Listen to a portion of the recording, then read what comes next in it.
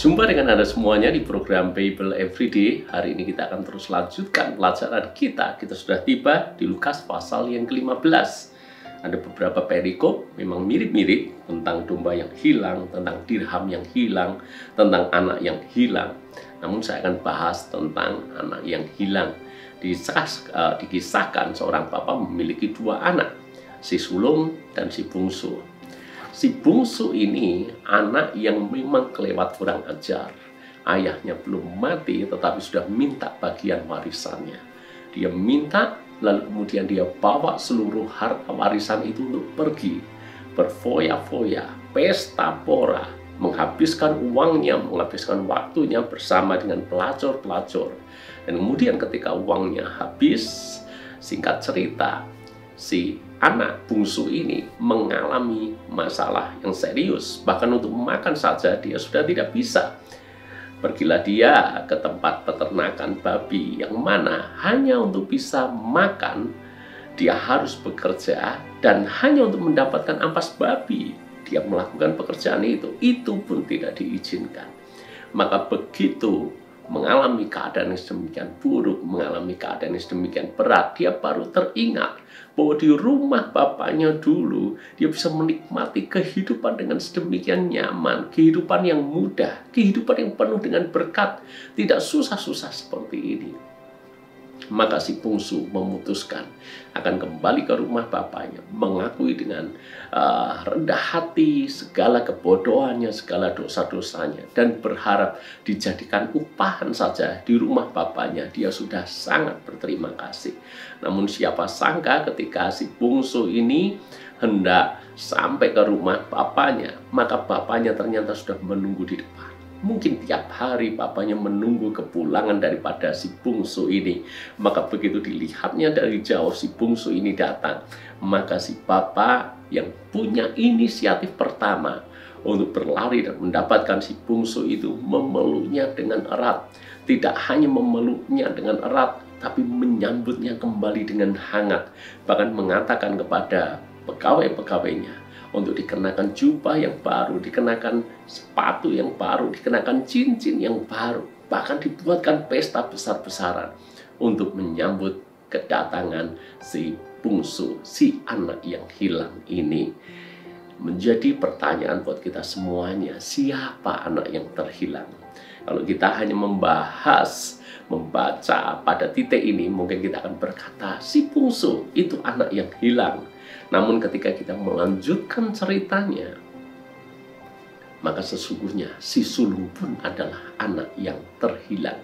Kenapa si sulung marah-marah ketika melihat bapaknya menyambut si adiknya itu, bahkan membuatkan pesta untuknya. Anaknya yang sulung ini kecewa dengan sikap bapaknya yang menerima begitu saja.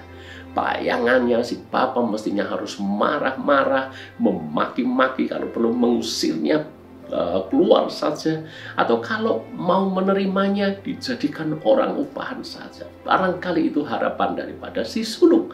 Namun begitu si papa menyambut adiknya itu, menyambutnya kembali sebagai anak, karena jubah, cincin, kasut dikembalikan lagi, maka si sulung tahu bahwa adiknya diterima sebagai anak.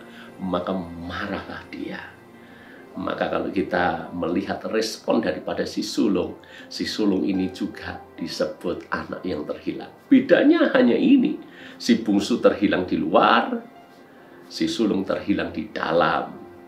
Si bungsu terhilangnya di luar rumah, si sulung terhilangnya di dalam rumah. Saya akan membahas tentang si sulung ini saja, karena soal si bungsu sudah banyak yang membahas. Ada beberapa alasan kenapa si sulung adalah anak yang terhilang di rumah bapaknya sendiri. Karena yang pertama, saya melihat si sulung ini marah, kecewa ketika melihat adiknya pulang dan diterima oleh bapaknya. Kekecewaan, iri hati, kecemburuan menunjukkan ada rasa tidak aman dengan dirinya. Menunjukkan bahwa sebetulnya ada bagian yang hilang di dalam hidupnya. Kalau kita tahu saudara kita yang jahat, saudara kita yang sesat, kembali kepada jalan yang benar, mestinya kita ikut senang, mestinya kita ikut merayakan. Bahkan kalau itu keluarga kita sendiri, kita harusnya ikut senang. Harusnya si sulung mendukung keputusan bapaknya untuk menerima adiknya itu, bahkan menyambut dan membuatkan pesta. Namun rupanya si sulung tidak demikian, malah marah ketika melihat adiknya pulang dan diterima baik oleh bapaknya. Ada hati yang tidak beres, ada hati yang penuh dengan kecemburuan, penuh dengan iri hati. Itu menunjukkan si sulung sebetulnya anak yang terhilang. Hal yang kedua yang saya lihat yang menunjukkan si sulung adalah anak yang terhilang. Kenapa? Karena dia meninggikan diri, tapi dia merendahkan orang lain. Dia menyombongkan dirinya, memaparkan jasa kebaikannya, dan menjelek-jelekkan adiknya, menjelek-jelekkan orang lain. Anda lihat, si sulung berkata seperti ini, telah bertahun-tahun aku melayani Bapak, menunjukkan jasanya bahwa dia sudah bertahun-tahun melayani Bapak dan belum pernah melanggar perintah Bapak. Jadi dia menunjukkan, aku ini anak yang baik, aku ini anak yang taat, aku ini tidak pernah neka-neko, aku ini selalu melakukan apapun yang diperintahkan Bapak. Masalahnya dia menjelek-jelekan adiknya, karena dia berkata seperti ini, tetapi kepadaku belum pernah Bapak memberikan seekor anak kambing untuk bersuka cita, tapi baru saja datang anak Bapak yang memboroskan harta kekayaan Bapak bersama-sama pelacur, maka Bapak menyembelih anak lembu tambun untuk dia. Marah. Dia marah dan dia mengangkat dirinya, tapi merendahkan adiknya. Menceritakan jasa-jasanya, tapi menjelek-jelekkan adiknya. Ini bukan sikap yang baik. Menyombongkan diri dan sekaligus merendahkan orang lain. Saya berdoa, saya berharap Anda semuanya jangan sampai seperti si sulung. Janganlah untuk kita mengangkat diri kita harus menjatuhkan orang lain. Janganlah kita mau naik ke atas, tapi dengan cara kita menjungkalkan orang-orang yang ada di sekeliling kita. Si sulung ini punya sifat yang tentu saja tidak baik. Sombong, tapi juga merendahkan orang lain. Mengangkat jasanya, tapi juga menjelek-jelekkan adiknya.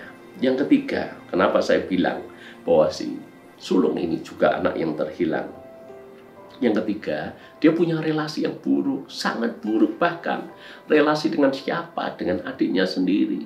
Bukankah kalau harusnya saudara itu saling peduli, saling mengasihi? Ketika adiknya terhilang, bukankah harusnya dia mencari, paling tidak menyambut ketika adiknya yang hilang itu pulang? Tetapi si sulung ini tidak demikian. Tidak pernah ditulis bahwa si sulung menyebut adiknya itu adikku, saudaraku. Tidak. Bagaimana si sulung menyebut adiknya? Dia berkata kepada bapaknya, anak Bapak. Jadi tidak pernah mengatakan adikku, saudaraku, tapi dia mengatakan itu loh anak Bapak. Jadi ini menunjukkan relasi yang kurang harmonis, relasi yang tidak baik. Lepas mungkin daripada kebandelan si bungsu, lepas mungkin dari kenakalan si adiknya, tapi harusnya sebagai kakak, dia ingin membangun relasi yang baik dengan saudaranya, dengan adiknya. Maka kita pun menjadi terhilang kalau kita tidak punya relasi yang sehat. Kalau kita bermasalah di sana, bermasalah di sini, tidak cocok di sana, tidak cocok di sini, menjadi orang yang sulit, menjadi orang yang rewel, tidak suka ketika orang lain diberkati, kita marah ketika bahkan lihat orang lain dipromosikan dan seterusnya. Ini terhilang juga. Dan kalau kita melihat kriteria-kriteria ini, saya khawatir banyak jemaat yang sebetulnya terhilang di dalam gereja. Sudah lama bertahun-tahun jadi anak Tuhan, tapi tidak suka lihat orang bertobat. Dia sukanya membanggakan diri, meremehkan jemaat yang lain, merendahkan jemaat yang lain, fitnah, gosip, tidak punya relasi yang baik. Ayo Kalau memang ada di antara kita ternyata mirip dengan si sulung ini, ingat, kita ini sekalipun di gereja tapi sebetulnya sudah terhilang. Apa yang kita lakukan? Tidak ada jalan lain kecuali kita bertobat, minta ampun, minta Tuhan menjamah hati kita, membentuk karakter kita. Ingat, cerita ini begitu dekat dengan kita. Siapa tahu yang dimaksud, yang terhilang justru adalah kita sendiri. Tuhan memberkati.